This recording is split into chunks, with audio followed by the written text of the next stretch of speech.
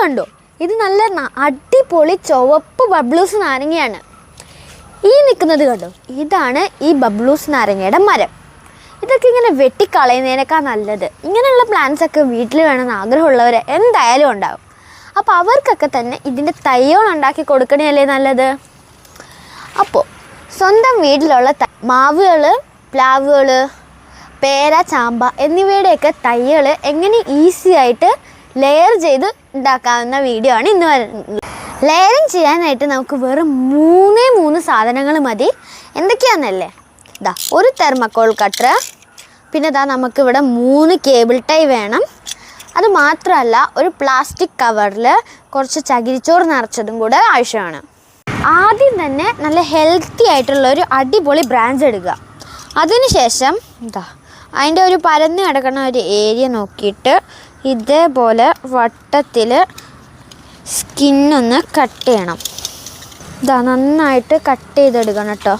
തൊലി കട്ട് ചെയ്ത് കളയാൻ എന്ത് ഈസിയാണെന്നറിയോ, ഇതാ ഇവിടെ ഒരു റൗണ്ട് ഷേപ്പിൽ തൊലി കട്ട് ചെയ്യുക, ഇവിടെയും കട്ട് ചെയ്യുക, നടുക്കിലൊരു വര വരയ്ക്കുക.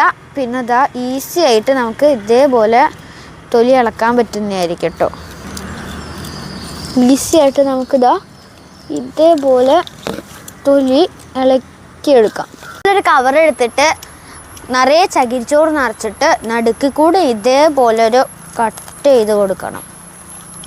ഇതാ ഇതേപോലെ നന്നായി ഒന്ന് കട്ട് ചെയ്ത് കൊടുക്കണം.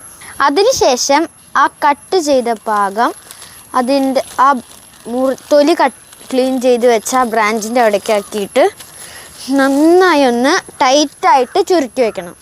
അതിനുശേഷം ഒരു കേബിൾ ടൈ ഇട്ടിട്ട് നല്ല ടൈറ്റായിട്ടൊന്ന് കെട്ടി കൊടുക്കണം കേട്ടോ. അതിരിക്കുള്ളൂ. നമ്മൾ 2 കേബിൾ ടൈ ഇട്ടിട്ട് ഇവിടെ പിടിച്ചിട്ടുണ്ട്. ഇനി ഇവിടെ ഒരു കേബിൾ ടൈയും കൂടെ ഇട്ട് കൊടുക്കണം. ഇതുപോലെ 3 കേബിൾ ടൈ ഇട്ടങ്ങ് വെച്ച സെറ്റായി. നമ്മുടെ ലെയറിങ് ഇവിടെ തീർന്നു. ഇത് കണ്ട, ഇനി ഈ പ്ലാസ്റ്റിക് കവറിൽ നന്നായിട്ട് ഇതിൻ്റെ വേരൊക്കെ പിടിച്ചു വരുന്നതായിരിക്കും.